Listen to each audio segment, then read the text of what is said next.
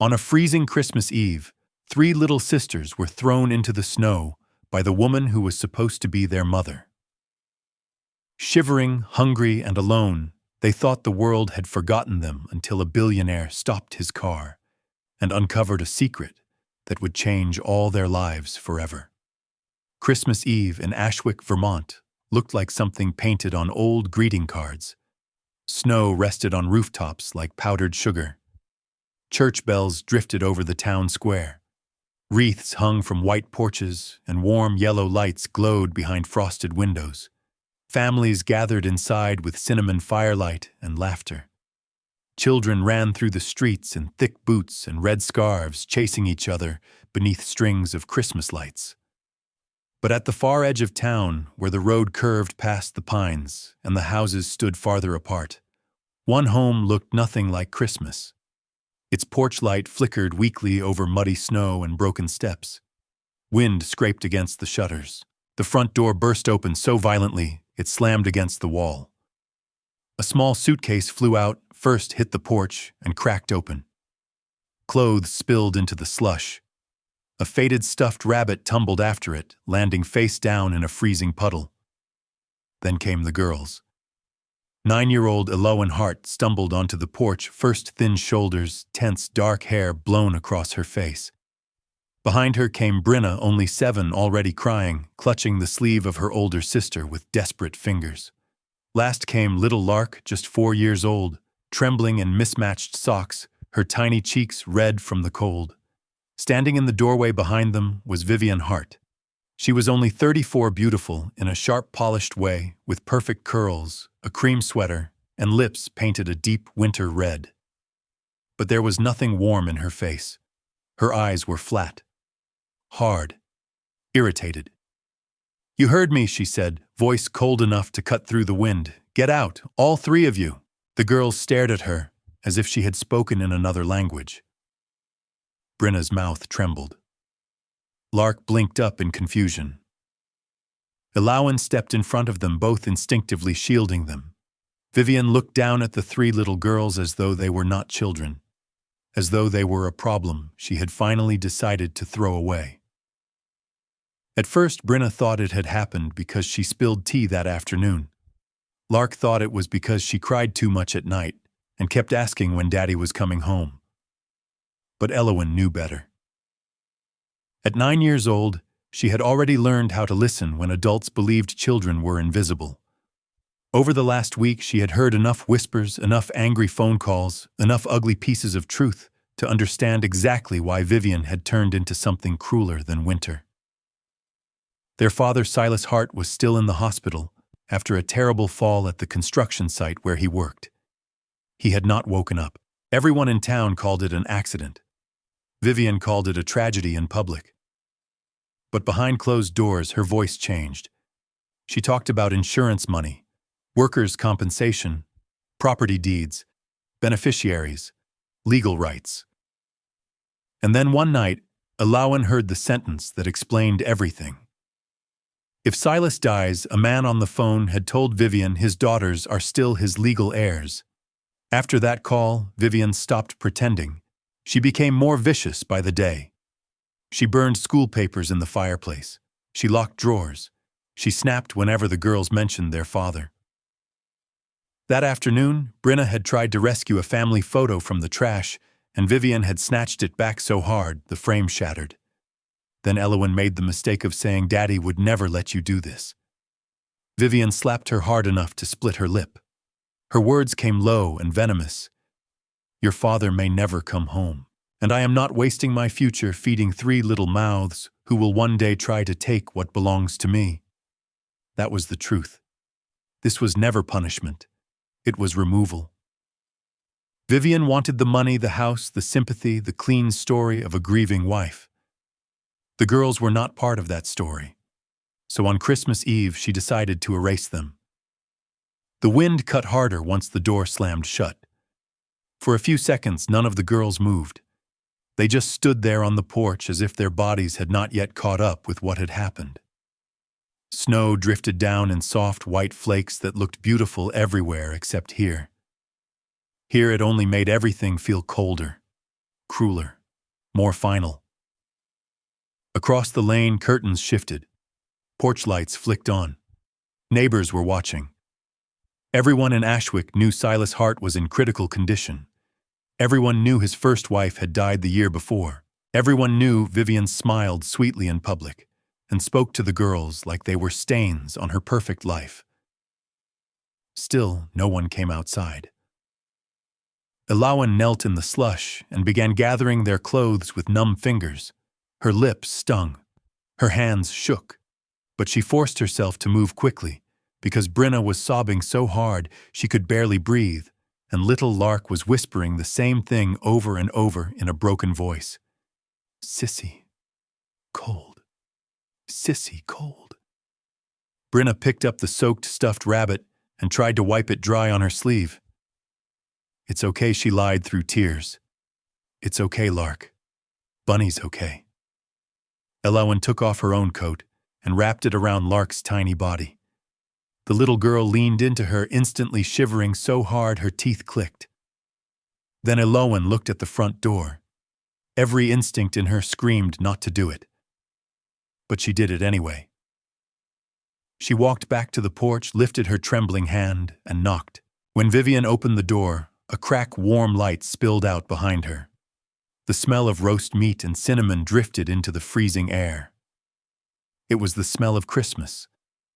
The smell of people who were loved. Please, Elawan whispered. Let them stay inside. I'll sleep outside. I'll do every chore. Please. Vivian smiled with chilling softness. If you wanted to protect them, she said, you should have been born useful. Then she slammed the door, and just seconds later headlights appeared through the snow. Through the falling snow, a pair of headlights slowly approached the quiet lane. At first, Elawan didn't even notice them. Her hands were too numb as she tried to close the broken suitcase. Brinna was still wiping tears from her cheeks while holding Lark close, trying to warm the little girl's frozen fingers. The black SUV rolled to a stop a few yards away. Its engine idled softly, the expensive machine looking strangely out of place on the poor muddy road. For several seconds, nothing happened. Then the driver's door opened. A tall man stepped out into the snow. Callan Vale, 42 years old, founder of Vale Automotive Technologies, had come to Ashwick that night for a simple reason. One of his construction foremen had been badly injured at a site under his company's contract, and Callan believed in looking workers in the eye when tragedy struck. He never expected to find 3 abandoned children instead. He stopped when he saw them. The oldest girl standing stiffly in the wind. The second one crying quietly. The smallest trembling so hard her body shook inside a coat far too big. Callan's chest tightened instantly. For a moment, the world around him disappeared. Years ago, after his wife died from cancer, he had found his daughter Sienna sitting alone in a hospital hallway, exactly like this, small, silent, clutching a toy and trying not to cry. The memory hit him like a fist. Callan walked forward slowly and removed his heavy wool coat. He knelt in the snow so his eyes were level with the girl's. His voice was calm, gentle. How long have you been out here? Elawan hesitated, studying his face carefully. Then she answered in a quiet voice. Since before dark. Callan's jaw tightened. Behind the girls, he noticed the porch and the house. And suddenly he understood something very wrong had happened here tonight. Callan wrapped his coat around the 3 girls as best he could. Brinna flinched at first, but the warmth quickly softened her fear. Little Lark leaned against him immediately, too cold to be cautious. Elawan stayed alert, watching him carefully, like a small soldier protecting her sisters. Then the front door opened again. Warm light spilled across the snow. Vivian Hart stepped onto the porch, her arms crossed. She had noticed the luxury car and decided to investigate. Her eyes moved quickly, first to Callan's expensive shoes, then his watch, then the vehicle behind him. Calculation flickered across her face before irritation returned. "Excuse me," she said sharply. "Who exactly are you?" Callan stood slowly. My name is Callan Vale. For a brief moment, recognition flashed in her expression. The wealthy businessman who had recently purchased several development contracts in the region was not a stranger to the local news. But instead of embarrassment, Vivian grew defensive. "This is a private family matter," she said coldly. "Those girls belong to me." Callan glanced down at the shivering children beside him. "Belong," he repeated quietly. "They're my responsibility," Vivian snapped. "And they are completely out of control. Their father is dying. I've been left to deal with everything, and this one," she pointed sharply at Elowen, "is a manipulative little liar." "That's not true," Brenna cried. Lark buried her face against Elowen's arm and whispered something that froze the air. "She says Daddy won't wake up." Callan slowly lifted his gaze to Vivian. Something in his expression changed. It was no longer sympathy. It was judgment. Without asking permission, Callan bent down, picked up the broken suitcase, gathered the girls' scattered clothes, and opened the rear door of his SUV. Then he looked at the three sisters. "You're coming with me." The heater inside the SUV hummed softly as warm air slowly filled the cabin. But the girls still sat stiff and silent. Elowen stayed closest to the door, her body angled protectively toward her sisters. Brenna held Lark in her lap, gently rubbing the little girl's arms to warm them. Lark clutched her stuffed rabbit tightly, even though its ears were still wet from the snow. Callan kept his voice calm as he drove through the quiet road lined with snow-covered pine trees. "What are your names?" he asked gently. Elowen, the oldest, answered. Brenna said the second girl in a small voice. "And you?" he asked the youngest. "Lark," she whispered, barely audible. Callan repeated each name slowly, making sure he remembered. Then he asked the question that mattered. "Where is your father?" Elowen stared out the window for a moment before answering. "In the hospital." Her voice stayed steady, but her hands tightened around the edge of the seat. "He fell at work," she continued. "They said it was an accident. He hasn't woken up." Brenna's eyes filled with tears again. "Vivian says he might die."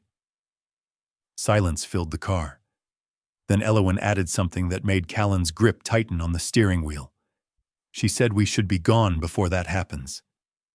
Callan glanced at the girl through the rearview mirror. Why Elowen swallowed. "Because if Daddy dies," she said quietly, "some of his things still belong to us." The implication hung heavy in the warm car. Greed, inheritance, motive. Callan understood immediately. When the large iron gates of the Vale estate appeared ahead through the snowy trees, he made a silent decision. What started tonight as kindness was about to become a fight. The iron gates of the Vale estate slowly opened as Callan's SUV rolled up the long, snow-covered driveway.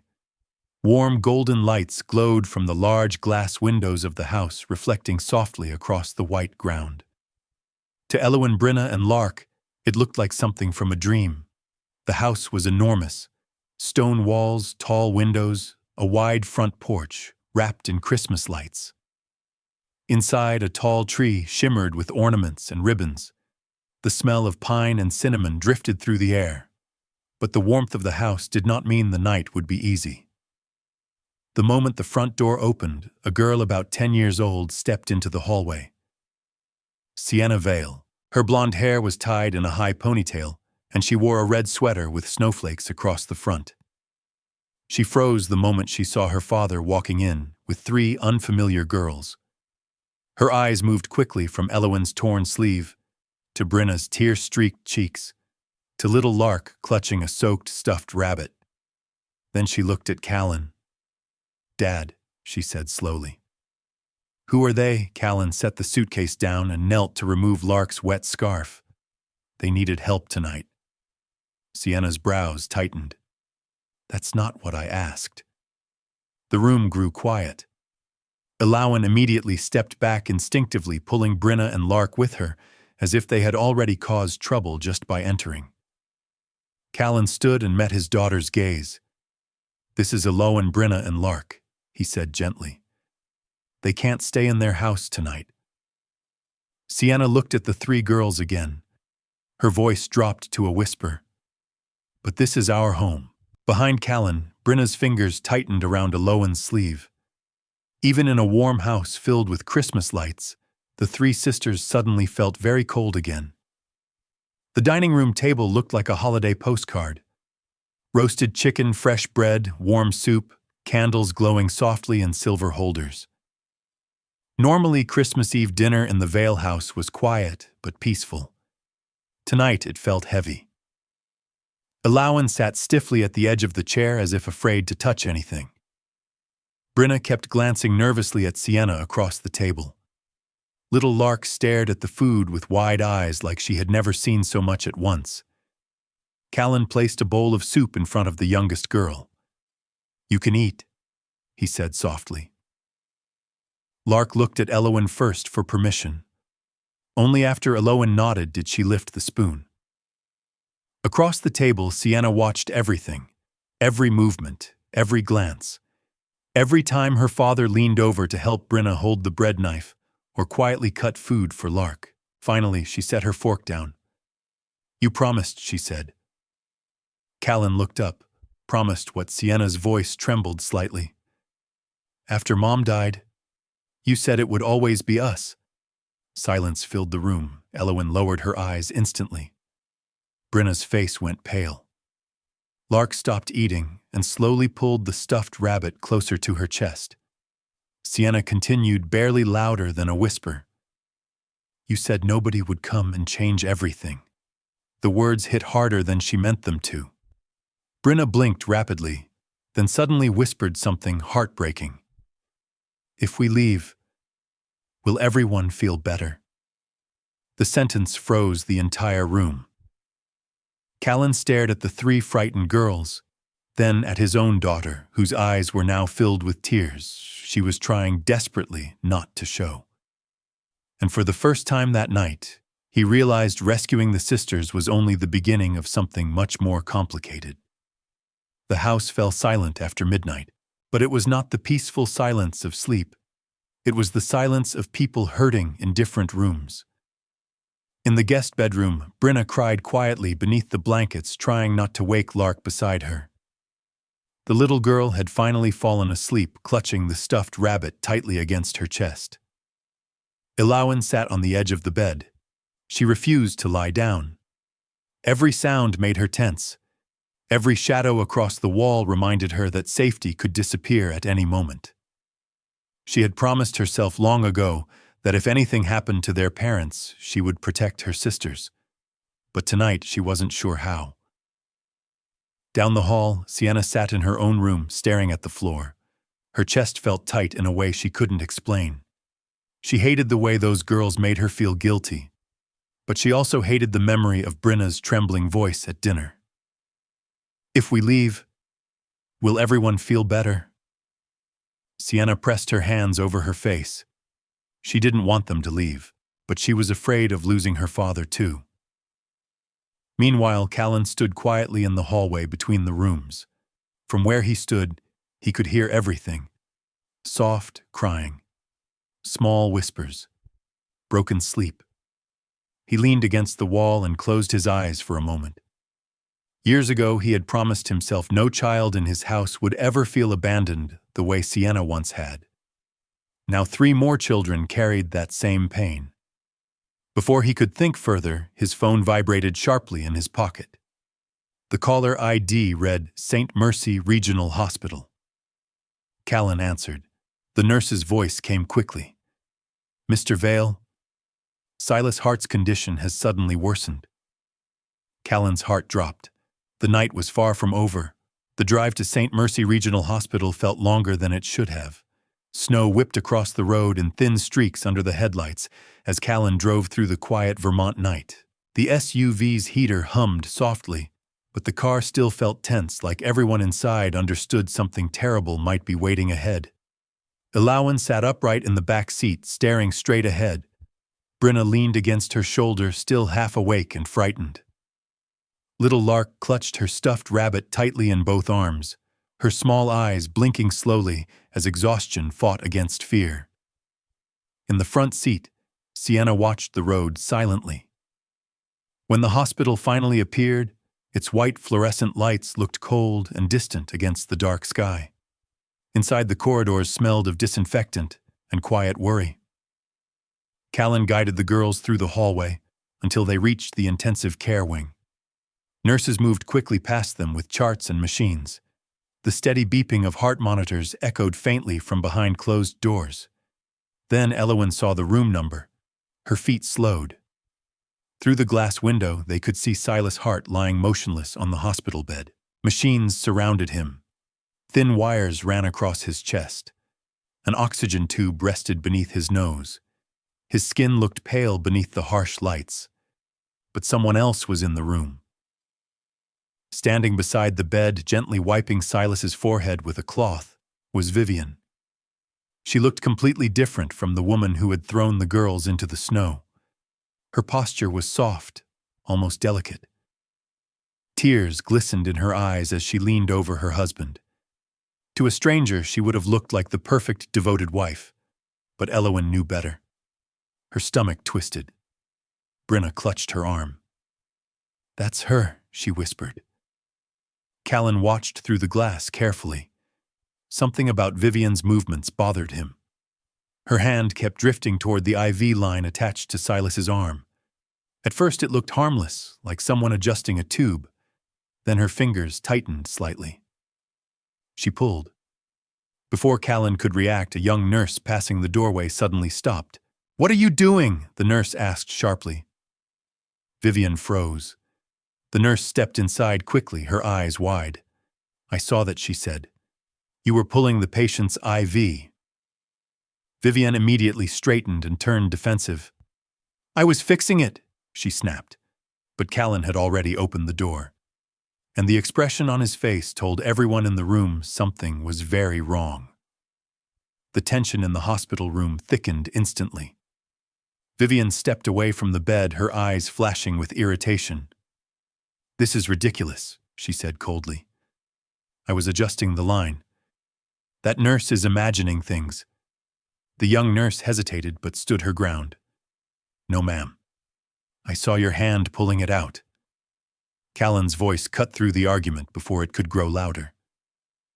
"That's enough." He stepped closer to the bed and looked down at Silas. For a moment, no one spoke. Then something unexpected happened. The heart monitor shifted slightly. Silas's eyelids moved. The nurse gasped. "Doctor," she called quickly into the hallway. Within seconds, 2 doctors rushed into the room. The girls were gently guided outside while the medical staff worked quickly around the bed. Minutes passed. Then a doctor stepped into the hallway. "He's regained consciousness briefly," the doctor said. "But he's extremely weak." Elowen rushed forward. "Can we see him?" The doctor hesitated, then nodded. "All 3 of you." But only for a moment. The girls entered the room slowly. Silas looked terribly thin beneath the hospital sheets. His breathing was shallow, but when he saw his daughters standing beside the bed, something brightened in his tired eyes. "Elowen," he whispered. The 9-year-old grabbed his hand instantly. "I'm here, Daddy." Brenna burst into tears beside her. Lark reached up on her toes and touched his arm gently. Silas struggled to breathe, then looked past them toward Callan. His voice was barely more than a whisper. "Mr. Vale, it wasn't an accident." Callan leaned closer. "What do you mean?" Silas swallowed painfully. "Vivian loosened my harness." The room fell silent. "I heard her talking about insurance money," Silas continued weakly. "She thought I was asleep." Tears slid from the corners of his eyes. "Don't let her take my girls." Callan gripped the man's hand firmly. "You have my word." Silas's gaze returned to his daughters. "I love you," he whispered. Moments later, the heart monitor suddenly began to scream. The shrill alarm of the heart monitor filled the hospital room. Doctors rushed forward instantly. "Clear the area," one of them shouted. Ilawan was pulled back from the bed as nurses moved quickly around the equipment. Brenna cried out in panic. Little Lark clung to her sister's arm, confused by the sudden chaos. Callan guided the girls into the hallway, but none of them took their eyes off the glass window. Inside the room, the doctors worked rapidly. Electric paddles were brought out. Charge Silas's body jolted once under the shock. The monitor beeped wildly. Then again, charge another shock. Brenna buried her face in Elowen's shoulder, sobbing uncontrollably. "Daddy!" she cried. Elowen stood frozen. Her fingers dug into the sleeve of her sweater as she watched the doctors fighting to save the only parent she had left. Little Lark pressed her hands against the glass. "Daddy, wake up," she whispered softly. "Daddy, wake up." But the machine's sound changed again. The beeping slowed, then flattened into one long, continuous tone. The doctors stopped. The silence that followed felt heavier than any sound. A nurse gently covered Silas's body with the white sheet. Brenna collapsed onto the floor, crying hysterically. Lark began to wail, frightened by the reactions around her. But Elowen didn't move. She simply stared through the glass. Her father had promised he would always come home. Now the world had taken that promise away. Callan knelt beside the three girls and wrapped his arms around them as tightly as he could. For the first time since meeting them, his own eyes filled with tears, because he knew something the girls did not yet fully understand. Tonight had taken more than their father. It had taken their last protection. From now on, they were completely alone, unless someone fought for them. And Callan Vale had just made a promise to a dying man. He intended to keep it. The funeral took place 3 days later. Ashwick was quiet that morning, the sky pale and colorless above the frozen hills. Snow had fallen again overnight, covering the cemetery in a thin white blanket that muffled every sound. Even the wind seemed reluctant to disturb the stillness. Only a small group of people gathered near the open grave. Silas Hart had never been a rich man, but he had been respected.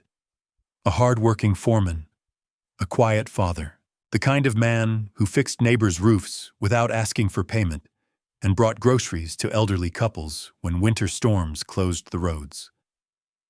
Now he lay inside a simple wooden coffin. Elowen stood closest to it. Her black coat was slightly too big, borrowed from Callan's house. Her hands were folded tightly together, knuckles pale from the pressure. She had not cried since the hospital. Brenna cried enough for both of them. She stood beside her older sister's shoulders, shaking as tears streamed down her cheeks without stopping. Every few seconds, she wiped her eyes with the sleeve of her dress, but more tears replaced them immediately.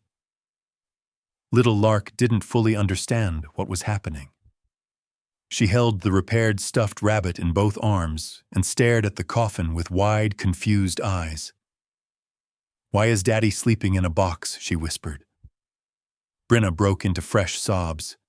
Elowen swallowed hard but said nothing. Behind them stood Callan. One hand rested gently on Brenna's shoulder, steadying her when her legs trembled.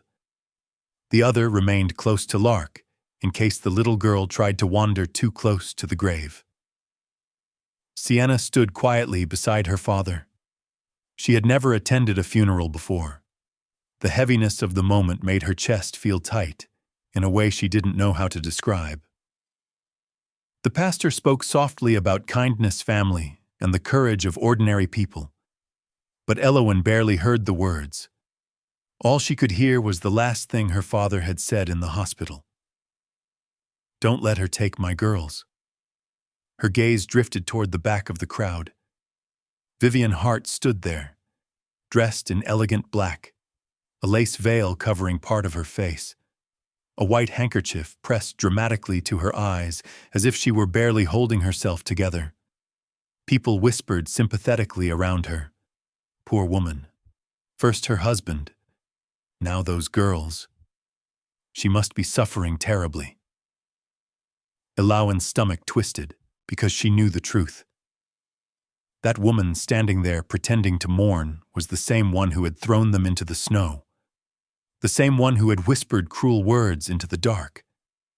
The same one who had tried to pull the IV tube from their father's arm. Elawan looked back at the coffin. For the first time since the hospital, tears finally blurred her vision, but she forced herself to stay still, because someone had to be strong now, and that someone was her. The legal battle began almost immediately. 3 days after the funeral, a thick envelope arrived at the Vale estate. Callan opened it in the library while snow tapped quietly against the tall windows. Inside were court documents, custody petition, emergency hearing request, legal representation notice. At the bottom of the first page was a name that made even Callan pause. Cassandra Wren. Sienna, standing beside him, read it over his shoulder. Her eyes widened. "You're kidding." Callan glanced at her. "You know who she is?" "Everyone knows who she is," Sienna said. Cassandra Wren was famous across the entire state. She specialized in family court cases that involved large assets, inheritance disputes, or public attention. She was elegant, precise, and devastatingly effective. Most importantly, she had never lost a case, and now she was representing Vivian. The petition claimed that Callan Vale had illegally removed 3 minor children from their legal guardian and manipulated them into staying with him. The documents described Vivian as a grieving widow struggling to hold her family together. Callan slowly set the papers down. Across the room, Elawan sat quietly at the large dining table helping Brinna with homework, while Lark colored with crayons. They looked peaceful for the first time since the funeral. He knew that peace wouldn't last long. Dad, Sienna said softly. Callan looked at her.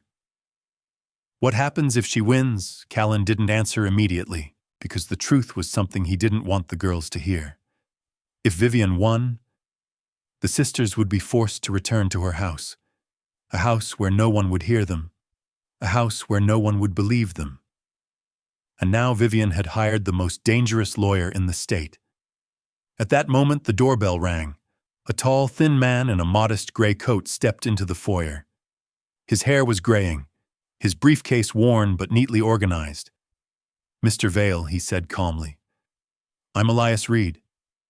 Callan shook his hand. "I was hoping you'd come." Elias Reed wasn't famous. He didn't appear on television. He didn't chase high-profile clients. But people who truly understood the law knew one thing about him.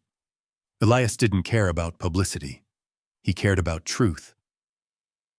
Elias glanced toward the dining room where the 3 sisters sat quietly. Then he looked back at Callan. "Before we talk strategy," he said, "there's something I need to know." "What's that?" Callan asked. Elias's eyes were calm but sharp. "Are those girls afraid of going back to that woman?" Callan didn't hesitate. "Yes." Elias nodded once. "Good," he said quietly, "because that fear might save their lives." The courthouse in Ashwick had never been this crowded. Reporters stood near the entrance with cameras ready. Local residents filled the benches, whispering to one another as they waited for the hearing to begin.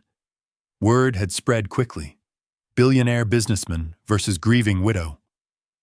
People loved stories like that. Callan walked in first, holding Lark's small hand. Behind him came Brinna and Elawan. Sienna followed quietly, her face tense. Across the courtroom sat Vivian. Her appearance was carefully crafted. Soft gray dress, hair tied neatly, eyes red from what looked like hours of crying. When she noticed the girls entering the room, she placed a trembling hand over her mouth, as though the sight was too painful to bear. Beside her stood Cassandra Wren, tall, elegant, completely composed. She didn't look at the girls. She looked at Callan, and in her eyes was the calm confidence of someone who expected to win. The judge entered. The courtroom fell silent. Cassandra stood first. "Your Honor," she began smoothly, "this case is about a grieving woman whose children were taken from her in a moment of unimaginable tragedy." Her voice carried clearly through the room. "Mrs. Hart lost her husband.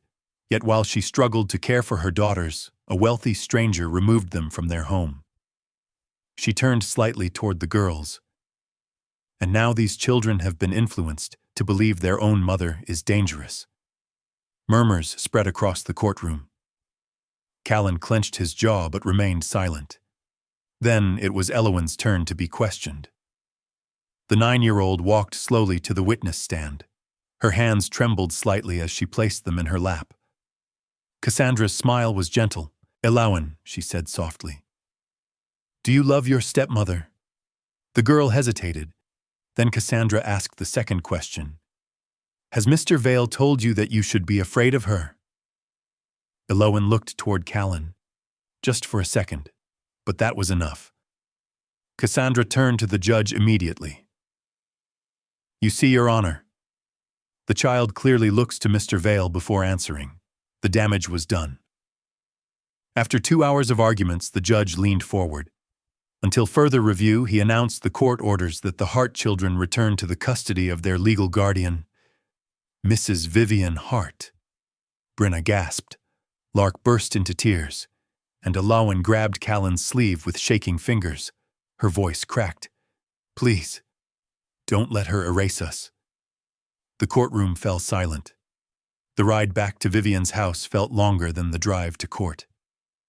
No one spoke. Snow fell quietly across the windshield as the court officer drove the 3 girls back to the small house at the edge of Ashwick, the same house that had thrown them into the snow just weeks earlier. Lark held Elowen's hand tightly the entire way. "Are we going back to the bad house?" she whispered. Elowen forced a smile that didn't reach her eyes. "Just for a little while," she said.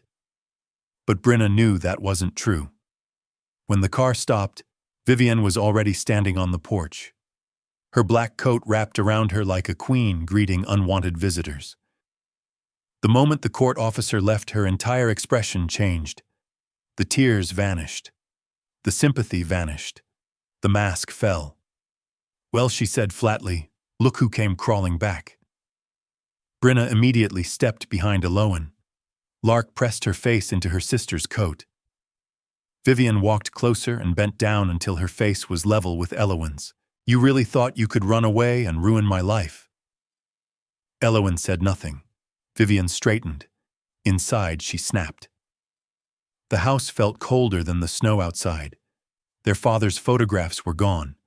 The framed picture that once sat on the mantel had disappeared. Even the small wooden chair where Silas used to sit after work was missing. It was as if Vivian had erased him. That night, she handed Elowen a bucket and rag. "If you're going to live here," she said, "you're going to work." Elowen scrubbed the kitchen floor until midnight. Brenna washed dishes that were stacked higher than her arms could reach. The cold water turned her hands red and cracked. Lark was forced to sit in the corner of the living room, told she was not allowed to speak. Every time the little girl asked about their father, Vivian snapped. Dead people don't answer. Later, when the girls finally crawled into bed together in the small room they used to share, Brenna whispered through quiet tears, "Elowen, what if Mr. Vale forgets us?" Elowen stared at the ceiling. "He won't," she said. But for the first time, her voice trembled.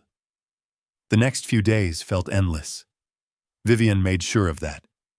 She woke the girls before sunrise every morning. Elowen had to sweep the entire house and scrub the porch steps. Brenna washed laundry by hand in icy water because Vivian said electricity was too expensive for useless children.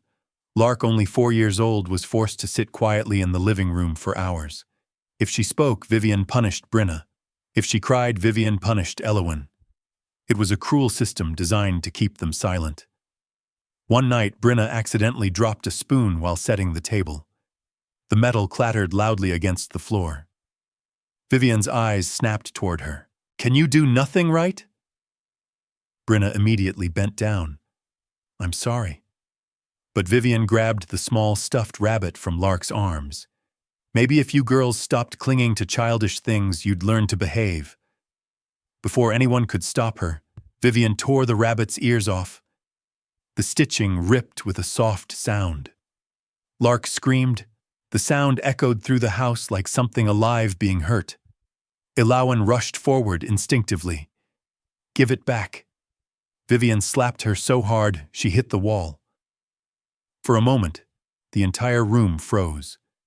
Then Vivian leaned down close enough for Ilawan to smell the bitter perfume on her breath. "Your father was weak," she whispered coldly. "And weak men die." Later that night, the three girls huddled together beneath a thin blanket near the window. Snow drifted outside the glass. Brenna was crying again. Lark held the torn rabbit tightly, whispering to it like it could still hear her. Ilawan sat upright, eyes open in the dark. She couldn't protect them. Not like this. Then something inside her remembered. Before their father's accident, Silas had once shown her a small button camera used for inspecting construction equipment. Ilawan had secretly kept it after finding it in the toolbox. She crawled quietly to her bag and pulled out the tiny device. It still worked. Her heart began to pound. If she could record Vivian, if someone could hear the truth, maybe someone would believe them. Across the road that same night, hidden beneath tall pines, Callan Vale sat inside his parked car, watching the house. His hands gripped the steering wheel, because the law had ordered him to stay away, and he had never felt more powerless in his life. While the girls endured Vivian's cruelty, the battle outside the house was far from over. At the Vale estate, Elias Reed worked quietly. Stacks of papers filled the library table: insurance reports, hospital logs, accident records, witness statements. Elias read everything with the patience of a man who knew truth rarely revealed itself quickly. Callan stood near the fireplace, arms crossed. "We need something stronger," he said. "We have testimony," Elias replied calmly. "But Cassandra Wren will tear testimony apart." Callan knew that was true. Without proof, the girls would remain trapped. Just then, Sienna entered the room holding something small in her hand. "Ilawan gave this to me at school," she said. "It was a memory card." Elias took it carefully. Minutes later, the footage appeared on the laptop screen. The video was shaky and dim, clearly recorded from inside a backpack, but the audio was clear. Vivian's voice filled the room. "You girls should pray your father never wakes up," she sneered in the recording. "Because if he dies, everything finally becomes mine." Callan felt a surge of anger, but Elias raised a hand. "Wait." Another voice entered the video. "Brenna's. Why are you doing this?" Vivian laughed. "Because money belongs to the clever." The recording ended. Silence filled the library. Then Elias leaned back in his chair. "This helps," he said. "But we still need something that ties her directly to the accident, as if the universe had been listening." Callan's phone rang. The caller ID read St. Mercy Hospital. Callan answered. A young woman's voice spoke nervously. "Mr. Vale, my name is Nora Bell. I'm a nurse who was on duty the night Silas Hart was admitted." Callan exchanged a glance with Elias. "Yes." There was a pause. Then the nurse whispered something that changed everything. "There's security footage of what Callan asked." Nora's voice trembled. Of Mrs. Hart trying to pull the IV tube from her husband's arm. Elias slowly closed the laptop, and for the first time since the courtroom defeat, hope returned. Because the truth was finally beginning to surface, and when it did, Vivian Hart's carefully constructed lies would collapse. The courtroom was more crowded than it had ever been before. Reporters lined the walls with cameras ready. Town residents filled every bench. Even people from neighboring towns had come to watch the second hearing of what had become Ashwick's most talked-about case. 3 small girls sat quietly beside Callan Vale. Ilawan held Brenna's hand tightly. Little Lark clutched her torn stuffed rabbit. Across the courtroom sat Vivian. She looked calm again, dressed in a perfectly tailored black dress, her hair arranged carefully. Anyone who didn't know her would still think she was a grieving widow. Beside her stood Cassandra Wren.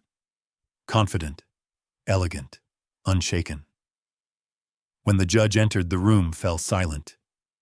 Cassandra stood first. "Your Honor." She began smoothly. "My client has already endured public humiliation and emotional distress. Today we hope to end this unnecessary conflict and return these children to their rightful home." Her voice carried authority.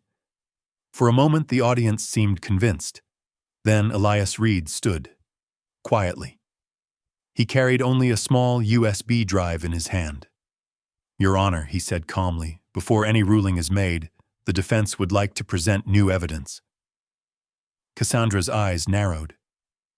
"What evidence?" Elias nodded toward the court technician. Moments later, the large screen at the front of the courtroom flickered to life. The first video began. It showed a hospital room. Vivian stood beside Silas Hart's bed. The footage clearly captured her hand sliding toward the IV tube, then pulling it loose. Gasps erupted across the courtroom. Someone whispered loudly, "My God." The video ended, but Elias wasn't finished. "Please play the next recording." The audio from Elowen's hidden camera filled the room. Vivian's voice echoed clearly through the speakers. "You girls should pray your father never wakes up. Because if he dies, everything becomes mine." The courtroom exploded into murmurs. Vivian's face went pale. Cassandra immediately stood. This evidence could be fabricated, but the judge slammed the gavel.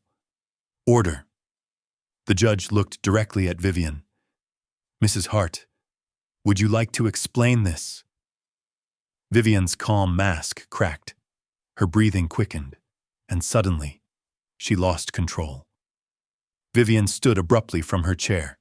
For several seconds, she said nothing. Her eyes moved around the courtroom, first toward the judge, then toward the reporters, and finally toward the three girls sitting beside Callan. Something dark twisted across her face. Then she pointed directly at them. "This is their fault," she shouted. The courtroom froze. Brenna flinched. Lark began crying quietly. Vivian's voice rose higher with each word. "Those little parasites ruined everything. I spent years taking care of that weak man and his useless daughters." Cassandra grabbed her arm urgently.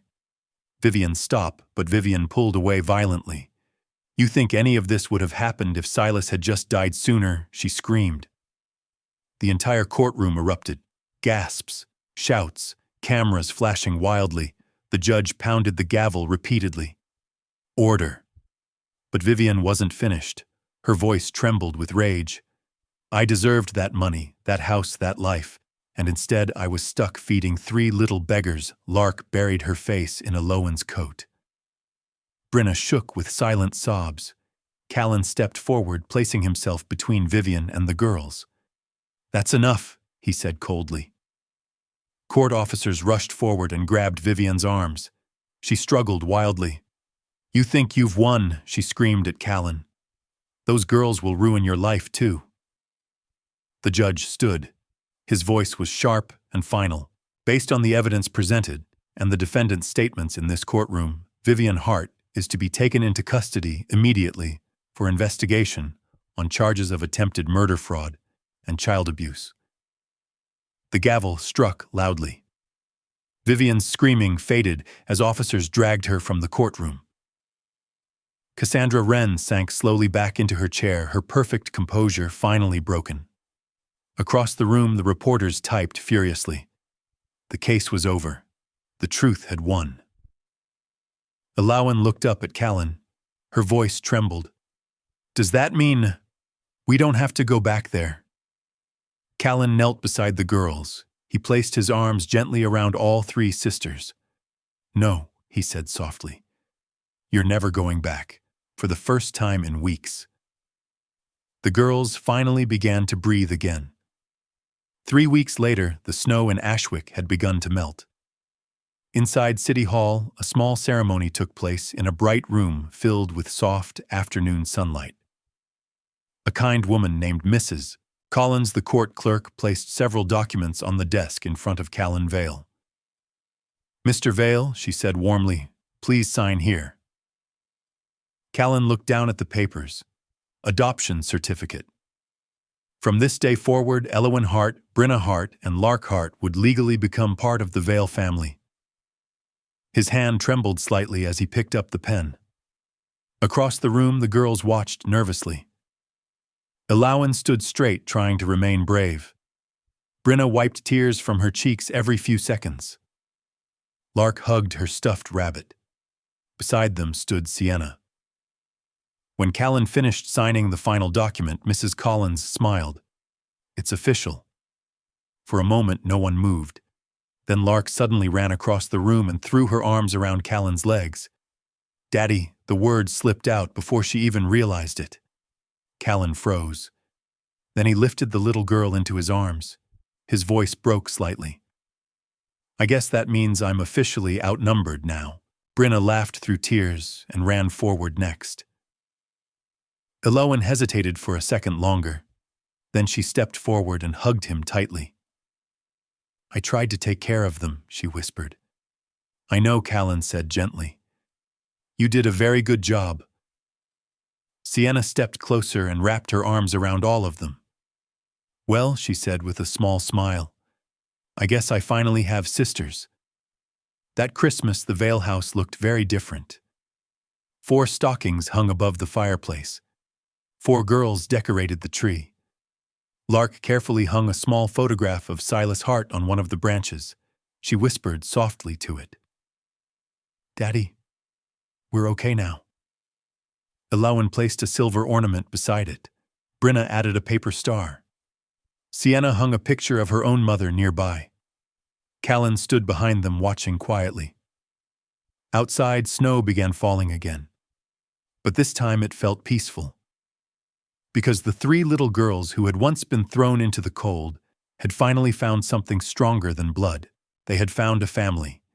And in the warm glow of Christmas lights, their new home was filled with laughter instead of fear. For the first time since that terrible night, they were safe. Did this story move your soul? Share your feelings in the comments and rate it from 1 to 10. Don't forget to like, share, and subscribe. Then tap the bell icon so you never miss a new story. Click the end screen to watch another heartfelt video. See you in the next story.